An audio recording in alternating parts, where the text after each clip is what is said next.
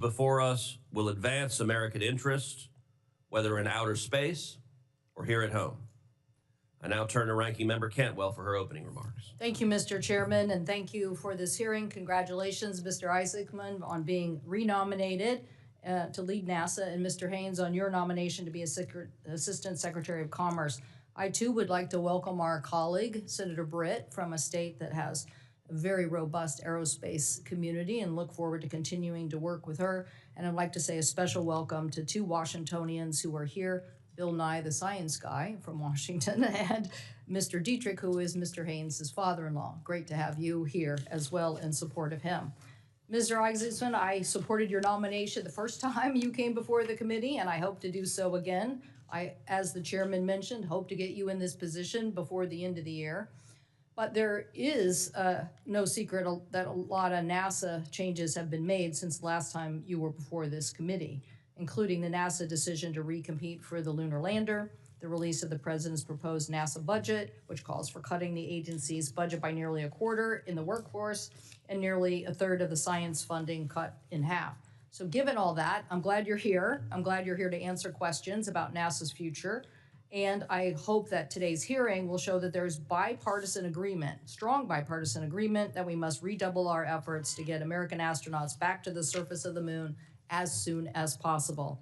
At our committee hearing in November, we heard concerning testimony from several expert witnesses who left little room for doubt that the current SpaceX lunar lander would not be ready to put Americans back on the moon either in 2027 or 2028.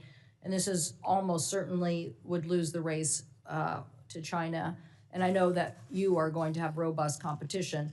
In response, the acting administrator, Duffy, reopened the contract and its competition for the lunar lander that can be ready sooner by the end of 2028. And I think this was the correct decision. And I expect you to continue executing on this plan if confirmed. To be clear, winning the race to the moon is not just about short-term token victories. It is the first step in accomplishing a very long-term presence on the lunar surface, which is strategic economically and in a national security imperative. Mr. Isaacman, I expect to hear from you today about how you will ensure we achieve these goals. NASA is also much more than just a moon exploration program. The agency leads in a number of other vital strategic missions, including aeronautic research, space technology, and of course the agency's critical science mission.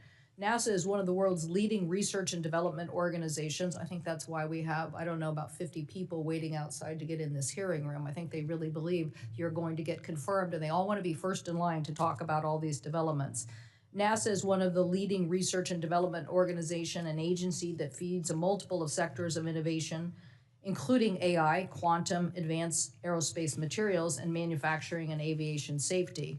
You and I have had a chance to talk about this issue as it relates to, in my home state, 1,500 companies from a robust aerospace supply chain, including 40 Artemis program suppliers, and this issue of a tech hub working on next generation thermoplastics that is so critical to all space and aerospace manufacturing to get a high rate piece manufacturing production. Nevertheless, as we discuss these issues, OMB Director Vaught has been working to gut NASA's budget, especially in science. Earlier this year, multiple NASA whistleblowers provided evidence showing that OMB was pushing NASA to implement the dangerous cuts requested in the president's budget for fiscal year 2026, disregarding the law and the impacts that this would leave on NASA. This is just unacceptable. Mr. Isaacman, if confirmed, I expect you will push back on these dangerous ideas and advocate for NASA's budget. Oh, I also invite you to visit Washington State. We'd love to continue this discussion on how to generate the next aviation innovation. It's clear that there's a lot going on that will help us on the Moon to Mars mission, not just the 40 Artemis suppliers, but a lot of other issues in how to guarantee our satellite communication for the future and how to make sure that is secure. So thank you again for your willingness to step up to these challenges. Turning to you, Mr. Haynes, have confirmed the Assistant Secretary of Commerce, Industry and Analysis. You will be responsible for strengthening the globe's competitiveness in U.S. industry and overseeing key trade analysis You would lead a team charged with value-added analysis and tools to support economic policy decisions. No doubt there's been a big sea change since COVID about supply chain issues and supply chain vulnerabilities, and the interest that commerce play a larger role in identifying those risk sectors. Myself and Senator Risch have been leading a charge on fusion technology and hoping that we could be very aggressive on supply chain issues if, in fact, fusion technology gets to the actual point of manufacturing in the United States. So I look forward to working with you on those supply chain issues. And I want us to continue to know that we have to reduce tariffs. In my mind, tariffs are causing Americans to be challenged on affordability issues, and I look forward to working with you and asking you questions about that agenda as well. And welcome to our colleague from Tennessee, Senator Hagerty. Thank you. I will now turn to our colleague from the great state of Tennessee, Senator Hagerty, to introduce Mr. Haynes. Senator Hagerty, welcome to the committee. Thank you, Chairman Cruz and Ranking Member Cantwell. Thank you for holding this important hearing. Mr. Isaacman, I want to congratulate you on your nomination and look forward to your confirmation. The reason I'm here today, though, is to introduce a former staffer, a good friend, and a fellow Tennessean, Stephen Haynes. Stephen Haynes is President Trump's nominee to serve as Assistant Secretary of Commerce for Industry and Analysis. But before I get into his introduction, I'd like to actually address all of the staff sitting along the walls here today. I hope you'll take a lesson from Stephen Haynes. He did a remarkable job serving on my team, a great member of my national security team, and frankly touched many aspects of our office. He's taking that knowledge and moving it into the administrative branch, and the executive branch, into this administration. And he's going to go on to do great things. And I just think it's testament to the fact that the hard work that all of you put in on both sides of the aisle to support our nation and to generate the type of opportunities that we want to see for our children and grandchildren can manifest itself in a career like Stephen's. And I hope, Stephen, that you'll continue to advance your career. It's one of the greatest honors I have to represent to be here and speak on behalf of my former staffers, and to all of you. Thank you for your hard work that you do every day. And I hope that someday I'll be seeing you sitting in a seat just like Stephen. Stephen was one of my national security advisors for 2 years. His counsel was critical, covering nearly every issue that came to my office, from supporting my role as ranking member of the Banking National Security Subcommittee that covers export controls and CFIUS work, to State Department reauthorization and consular issues on the Senate Foreign Relations Committee, to the important work of funding the government through the appropriations process. Frankly, there wasn't much that Stephen didn't touch in my office. Before his time in the Senate, Stephen served as a Presidential Management Fellow, then as a Foreign Affairs Officer at the Department of State's Bureau of East Asian and Pacific Affairs. Stephen is a graduate of the University of Nevada and holds a master's in Asian Studies from the George Washington University Elliott School of International Affairs. Stephen's understanding of how federal agencies operate and his deep knowledge of foreign policy and national security were evident from the first day he joined my team. This expertise served the constituents of Tennessee remarkably well, and his love for this country and serving the American people is palpable. He's a man of conviction, a man of loyalty and integrity, and precisely the caliber of person we need serving in government. I thank you for considering Stephen's nomination, and I encourage my colleagues to support his nomination as he advances his call to public service. Congratulations, Stephen. Thank you.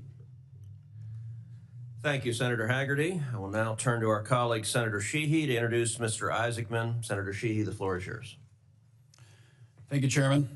Welcome back, Jared. I'd say this is a once-in-a-lifetime experience, but I think we're on number 2 now. So, Monica, great to see you. Thanks for bringing the girls. Before I introduce Jared, Chairman, I'd like to enter in 40 letters of support for Mr. Isaacman's nomination, please. Without objection. Thank you. For nearly 70 years, the United States has been at the forefront of space exploration. President Trump knows how critical it is for our country to lead the way yet again as our space program aims to reach new heights, and that's why he chose exactly the right man for the job, Jared Isaacman. I've personally known Jared for several years, sharing an aviation community in Montana and cooperating with him on improving the education experience for our next generation of explorers, astronauts, engineers, NASA administrators at Space Camp in Huntsville, Alabama. Of note, both Jared and I attended Space Camp, and although I would say it lit a spark in both of us to chase the dream of aviation and aerospace, he's been far more successful than I have. We both dreamed of being astronauts as children. The difference is Jared actually is one, whereas I had to settle for the title of senator. We both dreamed of being astronauts as children. America's been the leader of global space travel for generations, pushing the boundaries of space and testing the limits of human endurance and intellect. All Americans should be deeply proud of the incredible accomplishments of heroes like Alan Shepard, John Glenn, Neil Armstrong, Jim Lovell, and many others. The sacrifice and leadership of these brave astronauts is what most Americans know. What they usually don't know is that behind each and every one of these explorers is a massive team of dedicated engineers, program managers, innovators, test pilots, welders, electricians, truck drivers, and families who are the true heroes of our space program.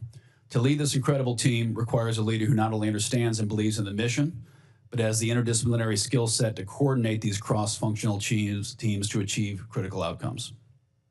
Since the tragedy of the Columbia disaster in 2003, NASA has been an organization of great people searching for revival. And after the cancellation of the shuttle program for 10 years, it's important to remember, for 10 years, the United States was paying Russia taxi fare to send our own astronauts into space. This would make John F. Kennedy, Ronald Reagan, and dozens of others American leaders turn in their grave. And in light of the recent Starliner mission to the ISS that left astronauts stuck in space for almost 9 months, we are reminded that much work remains. President Trump knew it was time for a change, and he chose the right man for the job. Despite Jared's desire to be an Air Force fighter pilot and astronaut as a child, he found out that he was smarter than most and started a disruptive software company in his garage as a teenager. That company grew to be a tremendous multi-billion-dollar success, and that success fueled his ascension in the Hall of Fame as a record-setting jet pilot, an aggressor pilot for Air Force fighter pilots, and most recently, this first civilian ever to conduct a spacewalk. On top of all that, Jared and I share another passion, pediatric philanthropy. Jared has personally donated millions to improve healthcare for at-risk children all over America, yet again underlining his commitment to this great nation. NASA is a point of great pride for our nation. It has carved out new frontiers for mankind and shown the world the power of freedom. China is progressing at a breakneck pace to overtake our space infrastructure and beat us back to the moon, and they fully intend to win. If we don't focus our efforts and commit to victory now, we will find ourselves going to bed under the glow of a red moon. We have a moral obligation to continue to lead on the greatest frontier ever known, and it requires strong leadership. Jared is an articulate leader, a great father and husband, and one of the smartest people in America. Jared understands not only how to manage a complex multi-billion-dollar organization, but how to design and engineer critical systems. And to top it off, he knows how to fly spaceships. NASA is in need of spiritual rejuvenation, and that will take fresh leadership. Jared is the perfect man for the job, and I look forward to adding NASA administrator to his already remarkable resume. Thank you, Chairman. Thank you, Senator Sheehy. I will now recognize Mr. Isaacman for his opening statement. Thank you, Chairman Cruz, Ranking Member Cantwell, Senator Sheehy for that very generous introduction, and distinguished members of the committee. I'm honored and grateful to be here before you again as President Donald Trump's nominee to lead the National Aeronautics and Space Administration. To begin, I'd like to acknowledge my family. So my parents, Sandy and Don Isaacman behind me, my wife, Monica, my two wonderful daughters, Mila and Liv. So over the years, I've found many ways to challenge their patience, and politics is certainly no exception. We are also joined today by 7 astronauts, some of my closest friends and crewmates, together with NASA astronauts that have come to this hearing in support. Thank you very much. I also want to acknowledge and appreciate that Senator Britt from the state of Alabama is here today, so not only home to Marshall Space Flight Center, but also to Space Camp, which is where my journey began. As mentioned before, I have lived the American dream. I've been fortunate to have an amazing business and aeronautics career, to have led 2 notable missions to space, to help charitable causes that matter deeply to my family. And now I'm beyond thankful for a chance to repay my debt to this nation by serving alongside the brilliant minds at the world's most accomplished space agency. The last time I sat before you, I introduced myself, my qualifications, and the challenges and opportunities ahead. This time, I'm here with a message of urgency. After more than a half-century, America is set to launch NASA astronauts around the moon in just a matter of months. This is a challenging endeavor, to say the least, and one that requires full-time leadership. Secretary Duffy, in his letter to this committee endorsing my nomination, emphasized this point. The message is shared by more than 4 dozen other letters of support, including an online petition started by members of the NASA workforce and a letter from 36 NASA astronauts who, like me, have sat through anomaly investigations, launched in-flight readiness reviews, and have accepted the risks of going to space and understand what is at stake. And I know it's not lost on anyone in this room that we are in a great competition with a rival that has the will and the means to challenge American exceptionalism across multiple domains, including in the high ground of space. This is not the time for delay, but a time for action. Because if we fall behind, if we make a mistake, we may never catch up, and the consequences could shift the balance of power here on Earth. This Congress, and specifically this committee, understand the urgency of the moment, placing a historic investment in human space exploration that President Trump signed in the One Big Beautiful Bill. It's now time for NASA and its partners to deliver. To that end, I want to assure you, senators, I'm not here for personal gain, to favor or enrich contractors, to close centers, or disrupt programs that are essential to completing America's objectives in space. If confirmed, I'm here to bring urgency and an extreme focus to the mission, to do all I can working with the best and brightest at NASA to lead humanity's efforts to unlock the secrets of the universe and ensure American leadership across the last great frontier. In concert with that grand endeavor, we will ensure the following: the success of the Artemis program that President Trump began during his first term. America will return to the moon before our great rival, and we will establish an enduring presence to understand and realize the scientific, economic, and national security value on the lunar surface. Along the way, we will pioneer the next giant leap in capabilities to extend America's reach even further into space, including expanding and accelerating investments into nuclear propulsion, both nuclear electric and nuclear thermal, and surface power programs. These efforts, in addition to industry partners building reusable launch vehicles, will set the stage for future missions to Mars and beyond. We will never accept a gap in capabilities again, not with our space station presence in low Earth orbit or our ability to send American astronauts to the moon.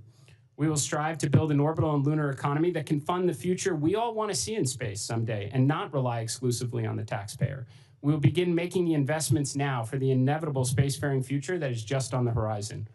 We will make the most efficient use of every dollar allocated, pushing for more X-planes, more rovers and telescopes, more exciting missions like Hubble, James Webb, and Dragonfly, with the aim of enlightening the world through breakthrough scientific discoveries, knowing that if NASA doesn't do it, no one else will.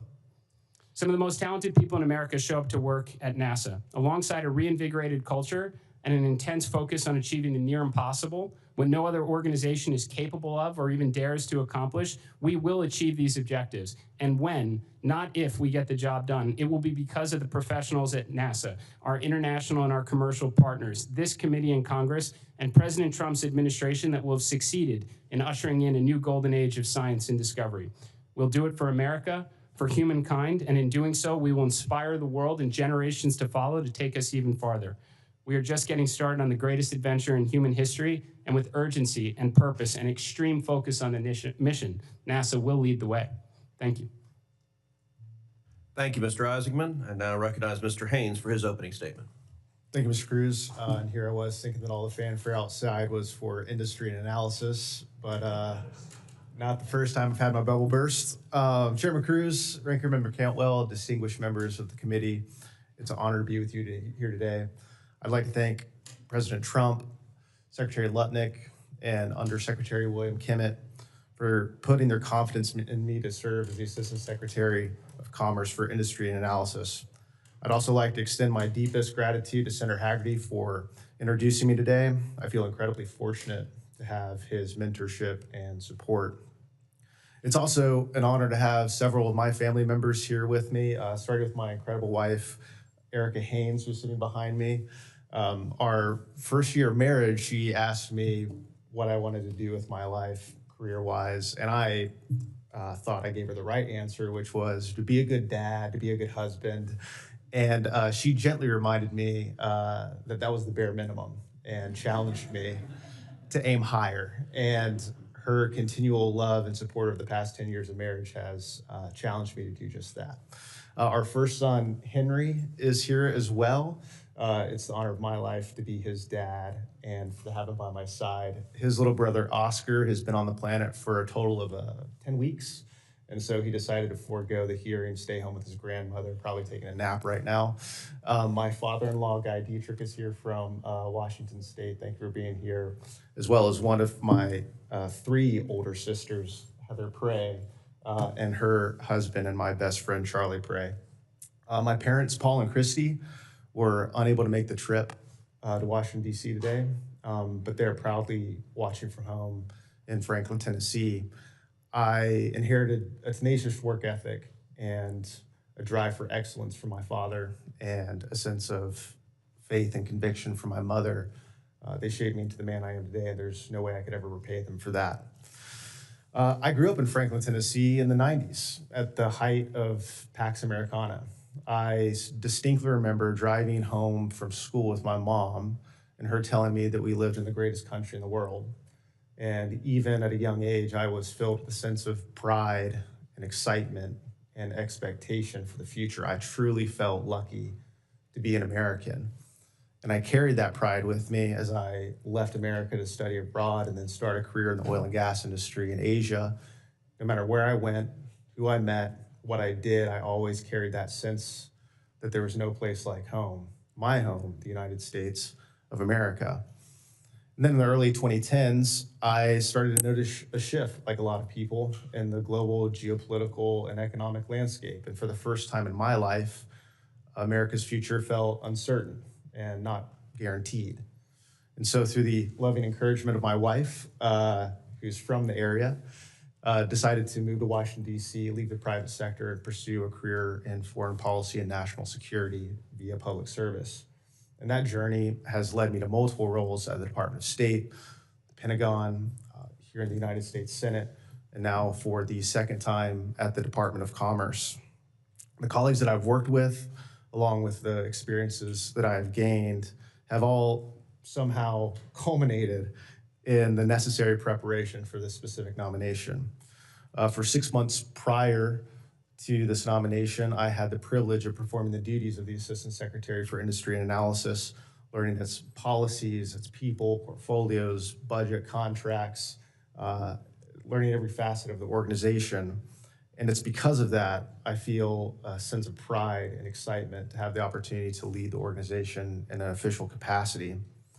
And if confirmed, my singular focus will be supporting American industry's competitiveness through robust understanding of analysis of sectors and supply chains, improving and growing INA's analytical capabilities to better respond to trade questions facing U.S. policymakers, and empowering the professionals, the people who work at INA to approach their work with a sense of subject matter expertise, mastery, autonomy, and purpose. And to that end, I look forward to working constructively with this committee. Thank you for your time and look forward to your questions. Thank you, gentlemen. Congratulations on both your nominations. And I will say, Mr. Haynes, your 10-week-old son would have certainly been welcome here this morning. With some frequency, senators have been known to cry and sleep fitfully, and so he would have fit well in this body. Mr. Isaacman, welcome back. As you know, NASA's human spaceflight program, and its Artemis in particular, is critical to maintaining U.S. leadership in space. But as I think you can appreciate, spaceflight comes at a significant cost. Its success requires program stability. The United States can't dominate in space if our commitments change wildly from one administration to the next or from one appropriation process to the next. That's why the NASA section of the One Big Beautiful Bill Act, which I authored, outlines a stable path forward for the agency. It gives clear guidance on the Artemis moon mission. It paves the way for commercial space stations in low Earth orbit, and it invests in NASA's infrastructure to be able to execute its exploration missions. Will you commit to this committee and to the Senate to full and timely compliance with the law's requirements if you're confirmed? Yes, Senator, I do. Let's dive into those requirements. Congress wrote into the One Big Beautiful Bill that there shall be a stable, fully funded path for Artemis, at least through Artemis 5. Congress also dedicated money for the Gateway Lunar Orbit Space Station and the Orion crew capsule. Artemis is the key, I believe, to both beating China to the lunar surface and to maintaining a U.S. presence at the moon. What concrete steps will you take to maintain the Artemis program's long-term stability? Senator, I appreciate the question, and similar to my previous hearing, I absolutely believe that the current architecture with SLS is the fastest path to achieving our near-term lunar objectives, which should be to return to the moon before our great rival and establish the infrastructure so that we can realize the scientific, economic, and national security value. Now, we have the first mission, which is approaching in just a matter of months, which is Artemis 2, where we will fly around the moon. The next mission, Artemis 3, we're going to land astronauts on the moon. There's a lot that has to happen in between Artemis 2 and 3. So in that respect, I am grateful that the One Big Beautiful Bill affords us the opportunity of additional heavy launch vehicles through Artemis 4 and 5. Now, in order for, with respect to the continuity of the mission, Senator, in order for us to actually land the astronauts on the moon, it will mean that one, or ideally two, commercial partners will have pioneered reusable heavy launch lift capabilities and orbital propellant transfer to get the lander to the lunar environment. And when we see American astronauts walk on the moon again, it means one or both of them were successful. So in doing so, after completing the Artemis 5 mission, which is already contemplated in the One Big Beautiful Bill, we should have numerous options available to us to have routine and affordable missions to the lunar surface for continuity beyond Artemis 5. It's also part of U.S. law that it is American policy to have sustained human habitation either on the moon or in cislunar orbit. Do you agree with that objective, and do you commit to doing everything humanly possible to achieving it? I do, Senator. I think the President of the United States would be very excited to see a lunar base. And I will say, just a minute ago, you talked about competing providers. I want to be very clear. I have no particular interest in one provider versus another. My interest is in making sure the objective is achieved. And at times, some have suggested that the objective of going to the moon and the objective of going to Mars are in tension. I don't believe they're in tension. I believe both are critical. America will be the first to land on Mars. That is critically important. That is written into law, and I was proud to author that provision in law. But I also think at the same time, we cannot lose the moon and lose the race to the moon to China. Do you agree that both are critical priorities? I do, Senator. And again, consistent with my prior testimony before this committee, there actually are parallel efforts underway. Now, there is no question the overwhelming near-term priority is to return American astronauts to the moon and, again, establish an enduring presence on what is a very scarce piece of real estate that we're interested in at this time. But as I mentioned before, in order for those American astronauts to step foot off a lander onto the lunar surface, it means one or both, and actually potentially many more commercial providers will have pioneered reusable heavy lift launch capabilities and on-orbit prop transfer, which is the same capability, really the next giant leap capability that America needs for missions to the moon, Mars, and beyond.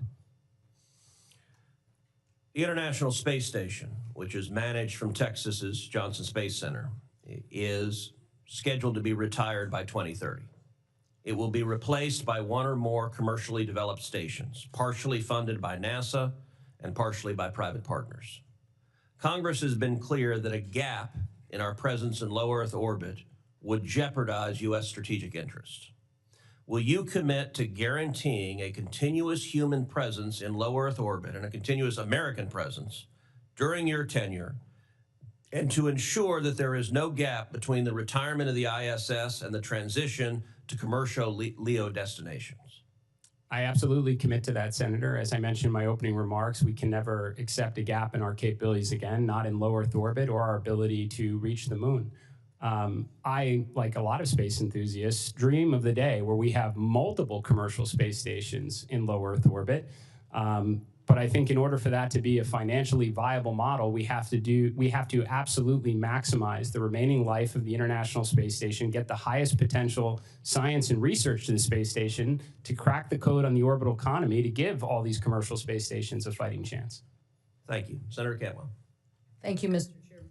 Thank you, Mr. Chairman. Sorry, I had to step out for a minute and take a call from another member, but I just want to make sure I heard everything you just said correctly on this. So when Secretary Duffy, as the acting, announced NASA would reopen to compete Artemis 3 human lander to ensure America would reach the lunar surface in 2028. You agree with that decision, and will you fully commit to this recompetition? Well, Senator, I mean, both SpaceX and Blue Origin were already awarded contracts through a competitive process to build a lander, and I don't think it was lost on either one of those organizations that the first company that is capable of delivering a lander to take American astronauts to the lunar surface and back is the one that this nation is going to go with. I think that competition is fantastic. I think the best thing for SpaceX is a Blue Origin right on their heels and vice versa. Great. Well, we're glad they recompeted, and when I first became ranking member of the committee, we argued for the redundancy of competition. There's nothing like competition to get the product that we need. And I think the decision that was made was based on the urgency to return by 2028. So you believe in that process? Senator, I absolutely agree with competition. I think we need competition for the vendors that support NASA's critical mission. I think competition among world powers is actually a really good thing, just as long as we don't lose. Okay.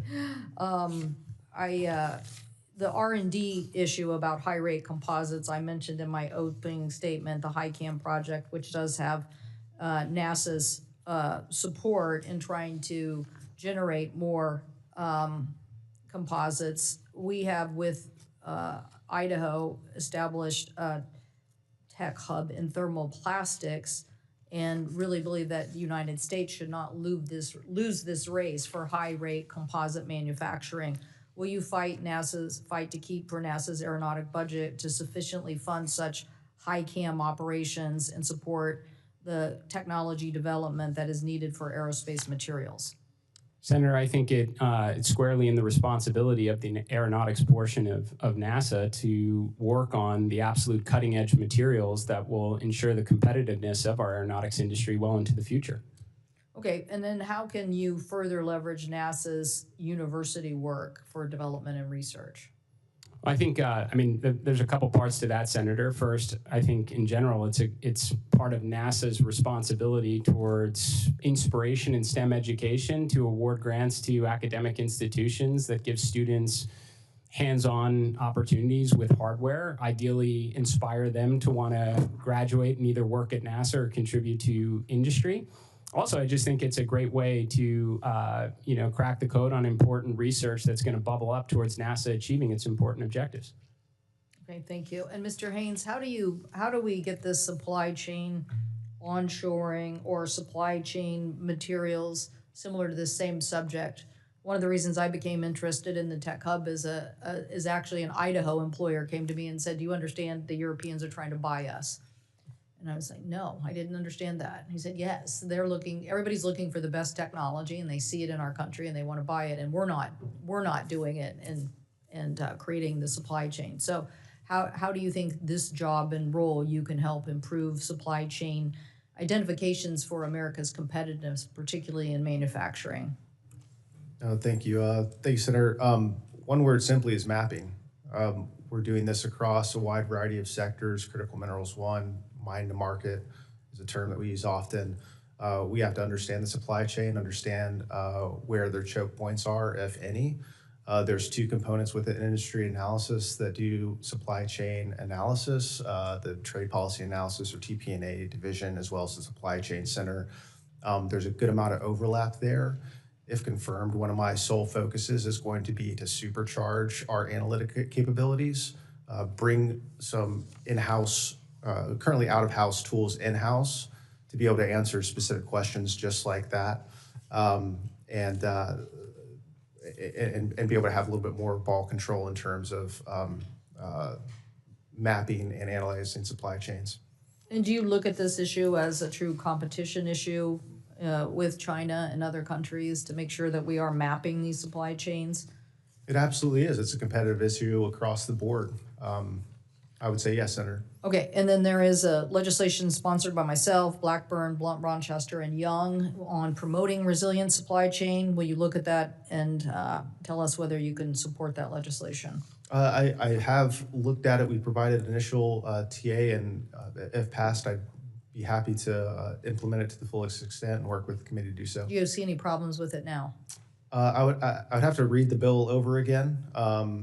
The current text is escaping me, but I'm happy to do that. And For the get back record, to that you. would be great. Thank you so much, Mr. Chairman.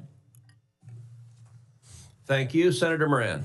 Chairman, thank you. Thank you and Senator Cantwell for exhibiting greater speed than the normal Senate process in having this hearing in hopes that I'm pretty sure glaciers move at greater speed. we share that view, Mr. Chairman, and nice to see that this committee is moving forward in regard to consideration of confirmation of a new NASA administrator. And I look forward to his confirmation and look forward to the Senate considering it, his approval in this committee and the Senate approving it presumably next week. Mr. Isaacman, let me start with you. My intended questions changed a bit because I received a letter this week from a Kansas farmer. And it captured my attention because I certainly share the views of Senator Cantwell and Senator Cruz in regard to the moon and Mars, and that's, I suppose, what nationally the public thinks about NASA is that we're on our way to some object in space and we're exploring space, but NASA has lots of roles. You've talked about STEM education being one of them. I want to mention for a moment the mission directive of science. And the letter that captured me is from a Kansas farmer named Mr. Roth, and he indicates to me that NASA's earth science investments, I'm reading from his letter, now directly support U.S. farmers in ways that were unimaginable even a decade ago. Tools based on NASA's data and science like OpenET, NISAR, the Rangeland Analysis Platform provide real-time, field-level insight into soil moisture, biomass, drought stress, water use, yield stability. These aren't future technologies, he says. They are already built, functional, and being used in states like mine today. He mentions FIAT is a national farmer science partnership that brings early development producers together with NASA researchers to co-develop practical on-farm tools using satellite data. This mission is to unite farmers with NASA to turn Earth observation technology into real-world decisions that support profitability, water efficiency, and risk reduction. Kansas farmer found value in NASA. It's something that we don't always talk about and think about when we think about space. I'm looking for your thoughts in response to what this farmer is reminding me of. How do you see NASA supporting or operationally developing the satellites that support precision agriculture? Tell me your response to this idea that NASA has a role to play in the everyday lives of Kansas and American agriculture. Thank you for the question, Senator. At the present time, we only inhabit one planet, and Earth science is pretty vitally important. It's a role that NASA has had since the agency was established. We have Landsat satellites up there that are looking down, understanding droughts and flooding and wildfires, natural disasters, just almost essentially in real time that obviously play a direct role on the agriculture community. There's obviously our GPS constellations that are, going to go hand in hand with agriculture equipment for next generation farming. So I do see this as a vital role that NASA continues to fulfill. I thank you for that statement, that commitment. I'm pleased to be a member of this committee, and I chair the subcommittee on aviation and space, but I also serve as the chairman of the Senate Appropriations Committee that funds NASA as well as the Department of Commerce. And Mr. Isaacman, have you had a chance to look at our budget, our appropriations bill, and any response to what our committee has approved and what we expect to be on the Senate floor in the next 2 weeks? Well, Senator, I don't think I can really comment on any pending legislation other than to say that we will absolutely maximize every dollar Congress affords to the agency. Would you expand that commitment to say that you will execute the funding that we provide to NASA in this legislation as it's intended to be spent? Senator, I will always follow the law, sir. Thank you. I would also use this opportunity to indicate that upon our success in bringing the Commerce Justice Science Bill to the Senate floor, I encourage all my colleagues who are so excited about space exploration and going to the moon and going to Mars and maybe who have an interest in agriculture and earth sciences, I would encourage them to actually vote for the appropriation bill so that we can, in addition to authorizing and confirming personnel, we can actually accomplish the goals that this committee is spending time this morning highlighting. Let me ask about another aspect. I have 14 seconds. Let me ask a question in fairness so that the gentleman from Tennessee is not ignored. It a bit follows the question of Senator Cantwell, and that is making sure that you using ITA not only as a trade remedy for export promotion, but to be a proactive partner in shaping industrial policy, improving supply chain resiliency, and strengthening U.S. competitiveness. Tell me that you believe that's a significant component of what your job is and will be. Thank you, Senator. That is the core component of the job. Thank you. Thank you, Mr. Chairman. Thank you, Senator Moran. And Senator Kim has very kindly agreed to allow Senator Moreno to skip in front of him in line since Senator Moreno has to preside on the Senate floor. So thank you, Senator Kim, and I recognize Senator Moreno. Thank you, Senator Kim, and that doesn't mean I'm going to be less harsh on you in the pickleball court. But thank you for doing that. I appreciate that. Thank you, Mr. Chairman, and thank you, Mrs. Isaacman, for putting up with this double take process. I'm sure having a great supportive spouse has been critical in your life, like it's been for mine. Mr. Isaacman, as the administration looks to accelerate Golden Dome and strengthen national security space capabilities, how do you see NASA and the U.S. Space Force better coordinating their work in power, propulsion, communications, and hypersonic missile testing, especially given the unique test environments at places like Armstrong Test Facility to avoid duplication and move faster? Thank you for the question, Senator. So clearly NASA's job is the peaceful exploration of air and space.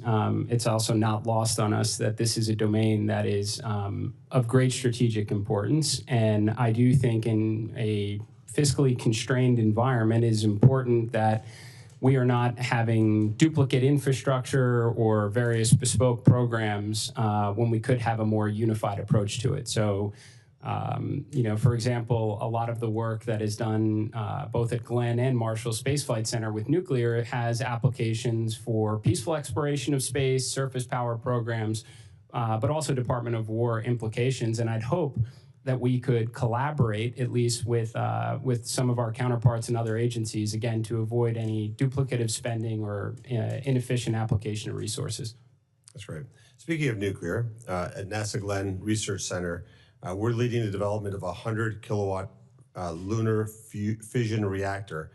How should NASA build on this leadership in nuclear power and propulsion to ensure that the U.S. stays ahead in returning to the moon and reaching Mars?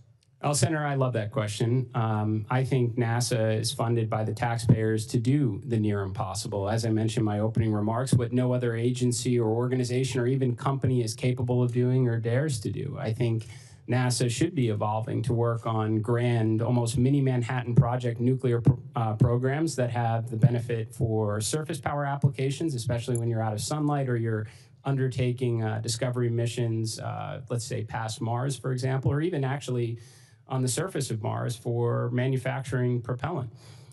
So I think there is this working, whether it's on nuclear electric propulsion, nuclear thermal propulsion, surface power programs, there is a ton of applications that NASA should be working on in that regard. And when NASA does work on the near impossible, what no one else is doing, it attracts the kind of talent that wants to participate in those programs and achieve these kind of, I guess, world-changing breakthroughs. I appreciate that, and look forward to having you and hosting you in Cleveland at NASA Glenn. Very easy trip from home, so I won't keep him long. He'll be home for dinner after he comes and visits, as opposed to Texas, really far away. It's a very out-of-your-way trip to go down there, but Cleveland right around the corner.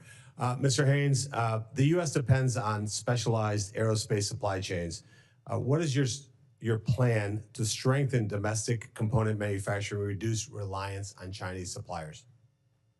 Thank you for that question, Senator, and thank you again for meeting with me yesterday. I appreciated the time and hearing what your priorities are. I would say three things. One is the role of industry analysis is to support a wide variety of trade policies. We are currently conducting a number of different investigations, or supporting a number of different investigations, like Section 232s, 301s at USTR.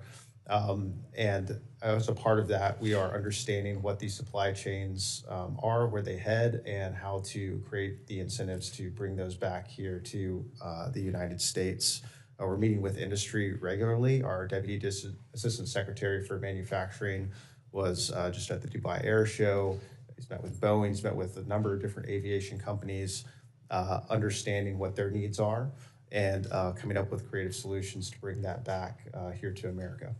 All right. And last question, you do obviously a lot of data. I mean, your job is to really make certain that people understand what the set of circumstances are. Others opine and make decisions, et cetera. Would it be possible without President Trump's policies for us to have gone from 51% of the cars sold in America being made in America at the beginning of this calendar year to where we are right now, which is at 57% and climbing of the cars sold in America being made in America? Without President Trump's policies, would that 6-point swing in less than a year have been possible? No, Senator. Thank you. No questions. Thank you, Mr. Chairman. Thank you. And now I recognize Senator Kim. Thank you, Chairman. Mr. Isaacman, good to see you again. Last time around, we had a lot of opportunities to be able to talk between the two of us. We both stress how important NASA is and space exploration is to our country, to our science. And while we didn't see eye to eye on everything, I was willing to support you. Now you come before us again. And one thing that has come up that is on my mind right now is having seen a document named Project Athena. So I guess I just want to ask you, what is Project Athena, and do you stand by what is in that document? Thanks for the question, Senator. So at the time of my previous nomination, moving into a new environment such as government service at a responsibility as great as the leadership of NASA, I had called a draft document that I continued to update based on my interactions with, well, the briefing leadership at NASA's agency, my interactions with various senators and their staff. Basically, ideas, thoughts on the direction of the agency, research requests. It was always something that was meant to be, refined with actual data, should I have been confirmed in it. But I do stand behind everything in the document, even though it was written 7 months ago. I think it was all directionally correct, consistent with prior testimony and my interactions with various senators. So you're the author of the document? I am, Are Senator. you the sole author of the document? I am, Senator. So I guess the challenge that I have is when you came before this committee a couple months ago, actually in response to the chairman, you said to him, quote, "Senator, I have no intention as of now to say that I would cancel any program. I need to, if I'm confirmed to be getting a job, understand where things are at." You know, and what we had talked about is that if you were confirmed that you would go in, you would allow yourself to be in the job before you make these decisions. You would engage with the NASA employees and others. So when I see in Project Athena comments like calling for a reevaluation of sustained lunar presence, I mean, you said to the chairman today that you're committed to Artemis, committed to an enduring presence on the lunar surface, but then you just tell me right now that you stand behind the document and stand behind, I assume, this statement about reevaluating the sustained lunar presence. So I'm just having trouble understanding what to believe. So do you stand by that comment in that line in Project Athena about reevaluating a sustained lunar presence? Well, Senator, I mean, it was 62 pages worth of material, so I imagine any one sentence or so can be taken out of context. But in my prior testimony before this committee, I said it was imperative for us to realize our near-term lunar objectives. I think at the time I said, and determine, the scientific, economic, and national security value of being on the lunar surface. I think today I come before you because there's overwhelming clarity within the administration of not only to return the moon before our arrival, but also establish the infrastructure for an enduring presence. So that naturally, 6-7 months is an awful lot of time. But I would say, Senator, there's probably 10 pages within that plan that call for research requests to make sure that you gather the accurate information to inform a definitive plan. But I certainly do stand behind the idea that if anyone's going into a position of great responsibility, it's better to go in with a plan than none at all, sir. But isn't it better also to have humility in the job and to be able to go and engage the experts and the scientists who have been doing this work? I mean, I don't mind people having a vision and having priorities, but you had told this committee that you would hold off on making up your mind, but the document very much came, and I wasn't trying to take anything out of context. I'm giving you the opportunity to explain it. So for instance, you responded to a colleague of mine about the importance of climate science and the role that science is playing, NASA is playing in that way. But in the Project Athena, you say, quote, you say NASA should be, quote, taken out of taxpayer-funded climate science business and leave it for academia to determine. That stands in contrast, I feel like, with things that we've heard you say before. So I guess I wanted to ask you, do you stand by that statement of taking NASA out of climate science business? Well, and Senator, first of all, I completely agree with you, by the way. I think humility is an important quality of leadership. And that's why, again, I would say if it's not 10 pages, it could be 20 pages of the 62 that specifically call for research requests from across the associate administrators, the various subject matter experts to inform a definitive plan. That's throughout the entire document. They're very here did not seek a request. It was determinative in saying that it should take out, and also in terms of laying out cutting of thousands of civil servant positions. So look, I'm out of time. We will follow up. But as I said, I'm trying to be someone who can work together. I think this needs to be bipartisan going forward. But some of what I saw in that document, so in contrast to things that I heard you say before, at least what you have assured me about, it's okay to say that you changed your mind or that you don't agree with everything that you said in that document. I had expected you to say that, but instead when you come here before us today and say that you stand behind what's in that document, that causes us to have further follow-up here to understand what your positions are. And Senator, I would welcome any opportunity to get together, and I would happily talk through anything in that plan or that document and give you the rationale behind it, and I'd welcome your feedback. To do this job is going to absolutely take the cooperation with this committee and Congress. Thank you for that. And with that, I'll yield back. Thank you. Mr. Isaacman, I wanted to ask you, so let's just pretend you're in Missouri among a group of students, constituents, just a good cross-section of my state. If you were to answer the question, why is it important that the United States of America gets to the moon first or gets to Mars first ahead of the Chinese, what would be your answer? Well, Senator, I think there's a couple reasons, one of which is fulfilling a promise that's been made by every president since 1989 and over $100 billion that's been funded by taxpayers on our grand return to the moon. I think it's imperative that we do so, and failing to do so calls into question American exceptionalism beyond just our expertise in the high ground of space. Second, I do believe, as I mentioned in my opening remarks, that when we return, we will have an opportunity to determine and realize the scientific, economic, and national security value on the lunar surface. Now, an example I used in my, my previous hearing is that there is helium-3 on the moon. Not a lot of it, but certainly more than there is here on Earth, and that is predicted to be a more efficient source of fusion power. Now, I mean, our foreign policy and wars have been fought for a century over sources of power. To get that wrong could have implications here on Earth that could change the balance of power. We have in this country, I think, a pretty robust ecosystem of new companies, small businesses, sort of disruptors that have entered the fray here as it relates to whether it's commercial space exploration or travel or what have you. How can NASA, in your role, help sort of cultivate that, work with them? Because I do think that's one of the advantages we have over China in this race. What can you do as in this potentially this new role?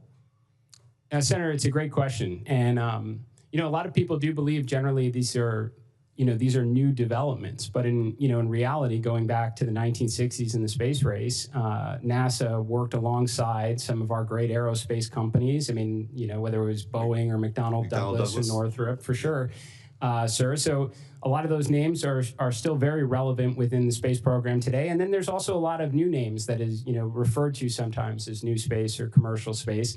I think it's going to take, the contributions of the many to do the near impossible. Now, where NASA can play a role is consistent in the past, which is sharing its expertise and talent to help these new companies. When NASA does tend to figure out the near impossible and it's mature enough technology to hand it off to industry where innovation can improve upon the capability and lower cost, that's a great outcome. I also think NASA can do a very good job expressing the need. What is the requirement? Because there are lots and lots of commercial space companies now. I think Ranking Member Cantwell mentioned, I think she said over 1,000 in her state alone. That's fantastic. We just want to make sure they're all working on things that bubble up to our most important objectives. So I think NASA can do an even better job of working with industry to outline the problems that need to be solved and ensure we're kind of concentrating American ingenuity in the right direction, sir. Well, I think that to put on the parochial hat for a moment, I think St. Louis is a defense tech hub with former McDonnell Douglas and Boeing with their defense side, the NGA West, which is completing their new facilities, a lot of opportunities, and which leads sort of the next question on quantum. Washington University in St. Louis is doing a lot of really important work here. How do you see NASA's role in furthering that mission, right, to be on the cutting edge? Because I think what I was getting at with the first question, all of this, civilizations come and go, right? And in many ways, whoever has the most advanced technology, whether it's warfare or on the commercial side, they tend to thrive and win this great competition. And NASA is going to is playing a very important role, continue to play an important role. How do you see on the quantum side NASA working with research institutions and the private sector? It's an excellent question, Senator. So, thank you, by the way. Yeah. Thank you for that. I mentioned earlier about the importance of determining the orbital economy. So for 60 years, other than a few exceptions, the space economy has still come down to launch, observation, and communication, which is largely funded by the government. And if we do want a very exciting spacefaring civilization in the future with lots of space stations and orbital, lunar outposts and Mars bases, we're going to actually have to figure out that economy. There's a lot of prospect when it comes to quantum computing, quantum communications, and what I would like to do is ensure that the highest potential science and research has a expeditious path to the International Space Station so we can maximize that remaining life and then hopefully crack the code on the orbital economy that gives all the commercial space stations a fighting chance. So quantum has a number of applications that can take advantage of the unique environment of microgravity, sir. Well, thank you for your service, and I wish you all the best in this new position. Good luck. Yep. Welcome, gentlemen. Welcome to the committee, and congratulations on your nominations. Mr. Isaacman, welcome back to the committee. You were here before for this position, and as we all know, President Trump withdrew your nomination earlier, citing concerns with your, I believe, political donations to Democratic candidates. And in a July 6th post on Truth Social, the president also stated that it would be absolutely inappropriate for you to head NASA, given your close relationship with SpaceX CEO Elon Musk. Since that time, there have been additional reports that in the time between your nomination being pulled and now being renominated by the president, I think you've donated roughly $2 million to President Trump's super PAC. So based off this information, I'm concerned that the decision-making around this position may not have been about ensuring NASA has strong leadership to carry out its mandate. So could you please explain what happened to make President Trump reconsider the decision to pull your nomination, and what assurances you may have provided, if any, that your relationship with Elon Musk and SpaceX would not create a significant conflict of interest for you in this role? Well, Senator, there's a lot there, so I will try and hit it all. If I miss anything, please ask me to correct. So first and foremost, I wouldn't even begin to want to speculate, why the president nominated me, withdrew it, and renominated me, other than to say I was grateful for the opportunity in the first place. It was an incredible experience. When the president pulled my nomination, he gifted me an extended summer vacation where I could take my kids on some adventures before they lose interest in me. And then I understand that he ran a competitive process and interviewed several candidates. I was grateful for consideration at the time, and happy to be here now. In terms of donations, I think it was covered over the summer. I actually felt I had enough exposure to Washington and got over maybe some of the initial intimidation factors, so much so that I thought perhaps I would have a political career, maybe be able to contribute for all the right reasons. So it shouldn't be surprising that I supported the Republican Party. At the same time period, I probably made 30 times that amount in donations to charitable causes. And with respect to Elon Musk, that question comes up. In fact, every story I see that writes about my nomination refers to the Musk ally or the Musk friend. It's funny that in a world where everybody has a phone with a camera on it, there are no pictures of us at dinner, at a bar, on an airplane, or on a yacht, because they don't exist. My relationship with Mr. Musk is the fact that I led 2 missions to space at SpaceX, because it's the only organization that can send astronauts to and from space since the shuttle was retired. And in that respect, my relationship is no different than that of NASA. Mr. Haynes, congratulations on your nomination to such a critical role as well. If confirmed as the Assistant Secretary, you will oversee the Office of Industry and Analysis, which is housed under the International Trade Administration. As part of the office's responsibilities, INA produces trade data that is responsible for informing trade policies and decisions across the federal government. I think it's safe to say, and I hope you agree, that without accurate data, the federal government and this administration risk making short-sighted and ill-informed decisions that could impact domestic industries and workforces, as well as alienate some of our closest international allies.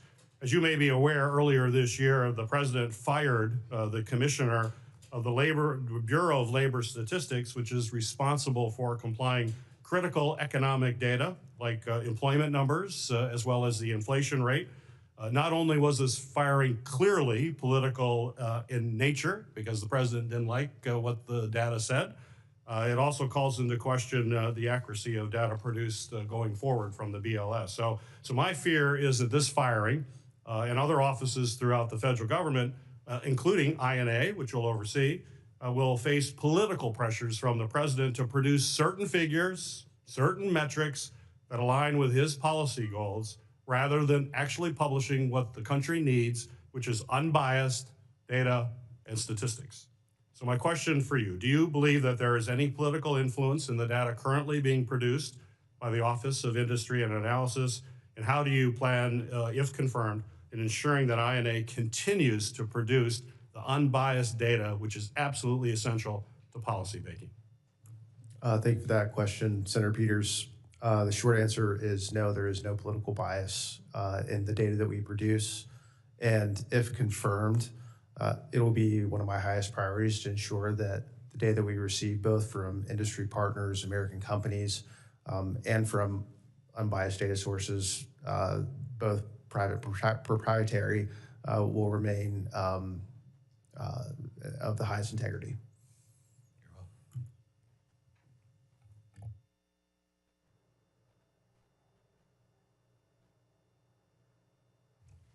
Thank you. Senator Sheehy. Thank you, Chairman. Mr. Haynes, we've heard a lot about the politicization of job numbers and economic statistics over the past year since President Trump's taken office, but isn't it accurate that Gina Raimondo had an 800,000 job revision when she was Secretary of Commerce under the Biden administration? That's possible, Senator. I'm not sure the exact statistics, but yeah, no, that's what happened. That's the fact. So we're routinely told that this administration, the Republican Party, has politicized numbers. We've warped data and we've lied to the American people. And the truth is, we saw manufacturing flee this country. 97% of rare earths and critical minerals are now processed in China. That data didn't seem to move the needle at all, despite us watching for decades as manufacturing critical industries fled this country under overburdensome regulation and incentivization that sent those industries to other countries. And every administration, whether they had politicized data, non-politicized, they chose to either ignore the data or lie about the data and sent those industries overseas. And now we are paying for that every single day. And Jared's job is going to be exponentially harder because so much of the critical materials he's going to need to send our astronauts back to the moon and maintain space dominance doesn't come from America. And some of our most sensitive technology is built with components that are made in China, the very country that is working every single day to undermine our supremacy. So I'd like to hear your plan on making sure that not just that we have the data, but you are ensuring that data is shared in a timely manner so that we can make sure we're making policy decisions in this body, as well as in the executive branch, to ensure that we're bringing those industries back and ensuring we have dominance for the next century. Thank you for that question, Senator Sheehy. First, you do have my commitment that we will be able to share that data with this committee and work collaboratively to solve these critical issues. In the executive branch, I can give one specific example. INA plays a critical role in the investment committee that is currently tasked with solving our critical mineral supply chain issues. We are mapping mine markets for all 54 critical minerals. We've identified over 700 projects and have already deployed or committed letters of intent and term sheets for about $16 billion worth of projects covering about half of the 54 critical minerals. That's just one aspect of the work that INA is doing in terms of providing that data and making sure that principals and decision makers in the White House, obviously Secretary Lutnick, have the information they need to make the decisions to solve these problems. And we'll continue to do that if confirmed. What is there a statute that's strategic that structurally ties you to the Department of War, so that the economic data that you're gathering and synthesizing is actually communicated in a timely manner to the people that need to know in DOW? I'm not aware of a specific statute. We do have good connectivity with the Pentagon, the Office of Strategic Capital, and other areas within acquisition and sustainment, partly due because we have just some cross-pollination of personnel and just good relationships with the folks over there. But it could be strengthened, and if there are ideas from this committee of how to strengthen that, I'll be willing to share them and would be willing to work with you to do that. Yeah, I would encourage you to do that because obviously what we've seen, again, especially in the last 35 years, is we've seen a pretty sclerotic bureaucracy overtake our defense acquisition system, which has placed process over outcomes. There needs to be a forcing function that ensures that DOW is not making procurement decisions and national economic strategy decisions related to our defense industrial base that are delinked from the economic reality of what happens here. And unfortunately, there's not a real feedback loop there. And the results have been apparent. You know, China builds ships 230 times faster than we do. You know, they have the ability to put more planes in the air at times than we have missiles to shoot them down. They have more material on the battlefield, the ability to project that power. And when we talk about the space economy, you know, every American interacts every single day with space, you know, 1,000 times, you know, a day. They don't even realize it. You know, GPS, without thinking about it, we press go on the Apple Maps and don't realize that if we don't have an orbital infrastructure that provides that GPS data, life shuts down. I mean, Uber doesn't show up at the street corner with you anymore. Your DoorDash doesn't arrive. Our entire life evolves around an orbital economy that will be critical in Jared's new role, but probably even more critical given your role to ensure we understand that those rare earths, the quantum computing that Senator Schmidt talked about, that all is going to derive from the data you provide DOW to make sure that our economic supremacy goes hand in hand with our military supremacy. So I would encourage you to try to make that link a little more structural and strengthen that because it's going to be absolutely critical in the next 10 years. Thank you. Thanks, Senator. Thank you. Senator Markey. Thank you, Mr. Chairman. Good to see you again, Mr. Isaacman. You may encounter that during your last nomination hearing, you refused to confirm whether Elon Musk, with whom you have deep personal and financial ties, was present at the meeting that then President-elect Trump offered you the job of NASA administrator. So I wanted to give you one more chance to set the record straight. Was Elon Musk in the meeting at Mar-a-Lago when President Trump offered you the job? Senator, it's great to have a conversation again. I thought we really ran this one to ground last time, but what I will tell you, Senator, and I wish I had the opportunity to explain it further before, is my first interview with the president, I think I've had several opportunities since to re-engage, was in a ballroom type setting, Senator. There were dozens of people moving in and out that I would not say were in the meeting. It's a very simple question. Was President Trump in the room when, was Elon Musk in the room when President Trump offered you the job? Senator, my interview, my conversations with the president, and there were dozens of people moving in and out of the room, and I don't think it's fair to bring any of them into this matter. So you once again, you're refusing to tell us whether Elon Musk was in the room that day. And that actually makes me think that Elon Musk was in the room that day, but that you understand that it's a clear conflict of interest that he was there. You're asking us to confirm you as the next NASA administrator, and SpaceX gets $15 billion from American taxpayers for its business with NASA. You also have multiple financial relationships with Elon Musk, including investments in SpaceX, a contract between his company Starlink and your payments company, and even more, you bought space flights from SpaceX. Mr. Isaacman, what was the value of these contracts for space flights with SpaceX?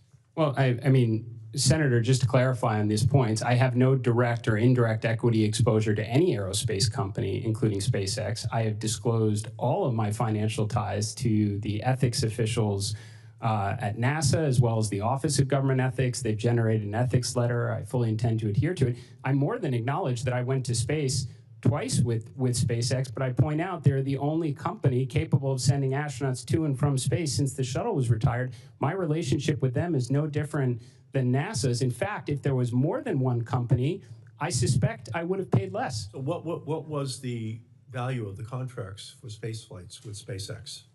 I mean, Senator, I don't think it's lost on anyone that going to and from space is rather expensive. We never disclosed the. Well, your financial paperwork suggests it was over $50 million. So was it 100 million? Was it 200 million?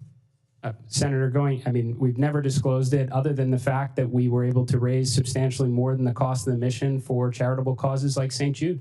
So you won't tell us how much you paid the man who publicly campaigned for your nomination. Will you request that SpaceX release you? They didn't give me a discount, Senator. I appreciate that, but you were paying him. Will you request that SpaceX release you from the NDA so that you can provide the committee with this information? Senator, I will commit to always work with the appropriate ethics professionals to make sure I'm, continuously in compliance with my ethics agreement. Will you ask him to release you from the NDA so that you can provide that information to the committee? I have no issue asking them to release me from non-disclosure, Senator. Okay, that would be helpful. Mr. Isaacman, can you tell us, since President Trump initially withdrew your nomination, have you had any communication with Mr. Musk about the job of NASA administrator? I have not, Senator. You have not. So the American people actually deserve to know how much money you have spent personally on SpaceX, and whether the head of SpaceX and Starlink, Elon Musk, was personally involved in your nomination, because we're looking at conflicts of interest so big that they have their own center of gravity, and we just have to make sure that it's all out there and it's fully understood by the American people. And since your last nomination, we've received the president's 2026 budget request, which proposes a nearly 50% cut to NASA's science funding. Do you support President Trump's proposal to cut NASA's science funding in half? Senator, I certainly support the president's goal of reducing the deficit and shrinking our national debt. Now, an awful lot has happened from the initial presidential budget request to the continuing resolution that we've been operating in, to the one big beautiful bill that has plussed up additional funding for NASA. So I would, if I'm confirmed, I'd love to get my arms around where we are presently at. Well, a 50% cut to the NASA science budget is dramatic.